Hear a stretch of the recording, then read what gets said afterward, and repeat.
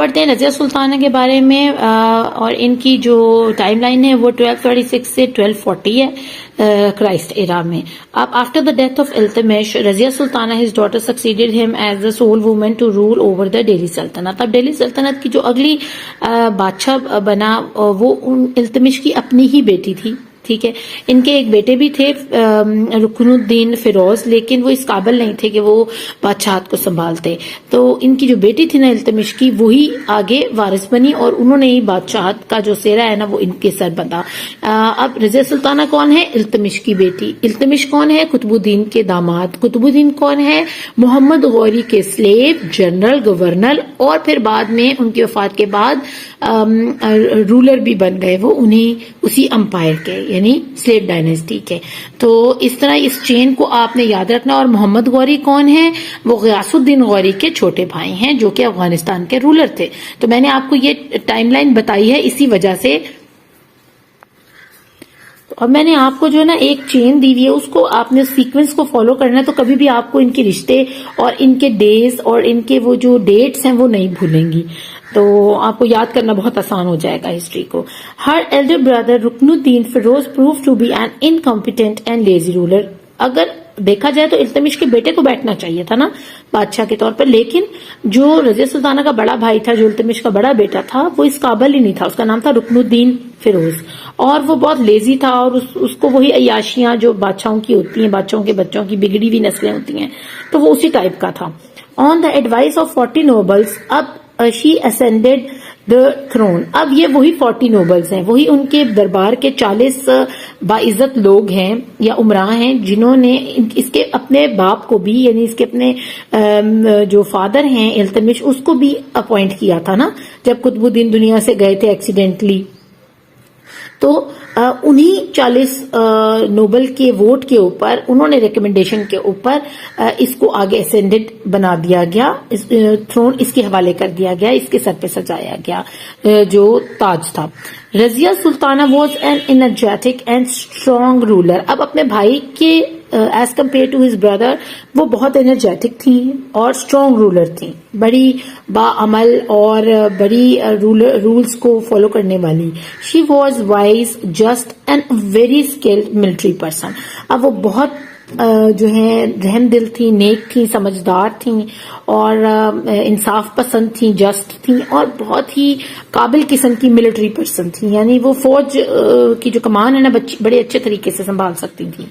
She ruled the سلطنت. اور وہ کیوں سنبھال سکتی تھیں؟ دیکھیے شاہی دور میں شاہی گھرانوں کے جو بچے ہوتے تھے نا، ان کو یہی تعلیمات دی جاتی تھی. وہ کوئی آکسفورڈ یونیورسٹیز یا کیمبرج میں پڑھائی کرنے نہیں جاتے تھے. ان کو اسی ملک میں رہتے ہوئے جنگی آلات کے بارے میں، جنگوں کے بارے میں، اور فلسفے کے بارے میں، اور باقی ساری تعلیمات جو ہے نا اسکلڈ ان کے جو ہے نا وہ امپروو کیے جاتے تھے. شی رولڈ دا سلطنت for 4 years and governed well. انہوں نے بھی 4 سال حکومت کی اور بہت بہترین طریقے سے حکومت چلائی. She established law and order in her empire. انہوں نے قانون اور جو ہے نا کیا کہتے ہیں اصول، اس کو قائم کیا اپنی ریاست کے اندر.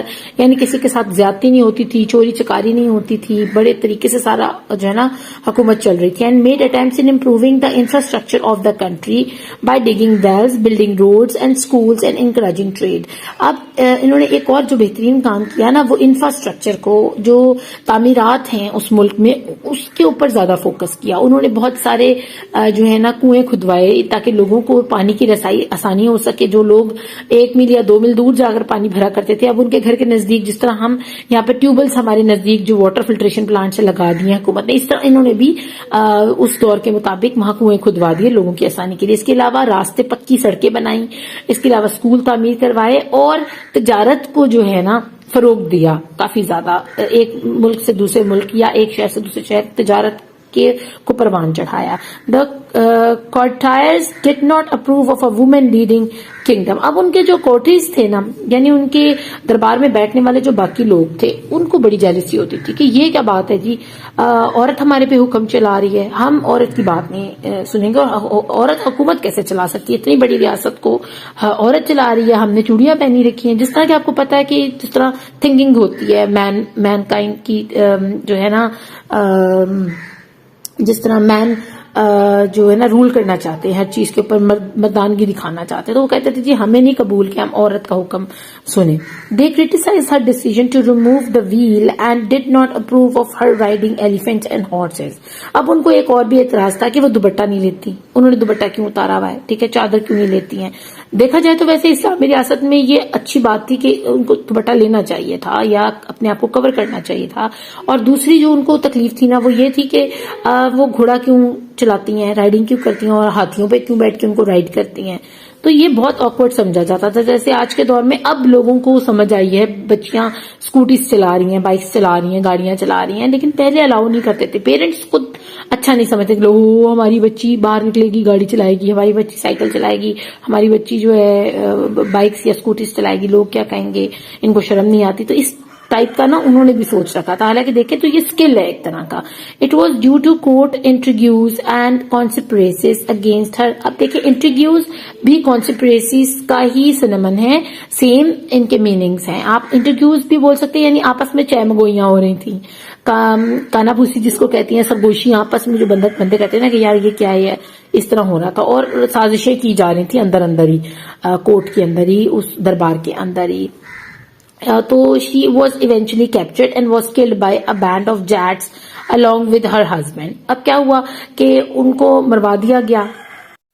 اور کن سے مروایا گیا؟ جٹوں سے. جٹ جو ہوتے ہیں، جیسے ہماری کاسٹ ہوتی ہے، کسی کی جٹ ہوتی ہے، کسی کی بھٹی ہوتی ہے، کسی کی کوئی دورانی ہوتا ہے، تو جو جٹ تھے نا ان سے مروایا گیا ان کو. کیونکہ جٹ بوٹ جو ہے نا اس وقت جٹ بڑے جو ہے نا وہ سمجھے جاتے تھے بہادر، اور بڑے لوگ خوف کھاتے تھے ان سے نا. جیسے آج کل گجر ٹائپ لوگ جو ہوتے ہیں، تو ان جٹوں سے، ان کے گروہ سے ان کو مروا دیا گیا تھا، ان کو اور ان کے میاں کو. التونیا when they attempt to escape from imprisonment in 1240. جب وہ کوشش کر رہی تھی، التونیا کا مقام تھا، ان کو قید کر دیا گیا یہی انٹرگیوز اور کانسپریسیز کی وجہ سے. بیچاری کو اپنے خاندان کے ساتھ نظر بند کر دیا گیا تھا ایک جیل کے اندر. تو وہاں سے وہ بھاگنے کی کوشش کر رہی تھی نا جب، تو 1240 میں ان کو التونیا کے مقام کے اوپر جٹوں سے مروا دیا گیا تھا. ایک بینڈ آف جٹ تھا یا جٹوں کا گروہ تھا، ان کو تلواریں دے کے تو ان کی پوری فیملی کو مروا دیا. کیونکہ یہ پریزن میں سے بچ کے بھاگنا چاہ رہی تھی، تو ظاہری بات ہے ان کی فوج تو ان کے ساتھ ہوگی نہیں، صرف ان کے فیملی ممبرز تھے، ان کے میاں اور یہ تھے، تو ان کو وہاں قتل کر دیا گیا. تو یہ تھے ہمارے topics for page number 65 and 66. Next ہم ویڈیو اپنی 67 پیج اور 68 پر بنائیں گے. ہوپ فلی آپ کو اس کی اچھے سے سمجھ آئی ہوگی، اور اب آپ کو ہسٹری بالکل مشکل نہیں لگے گی، کیونکہ اب آپ کی ٹیچر آ گئی ہیں آپ کو ہسٹری کو اچھے سے سمجھانے کے لیے. Thank you for watching. اللہ نے کے بعد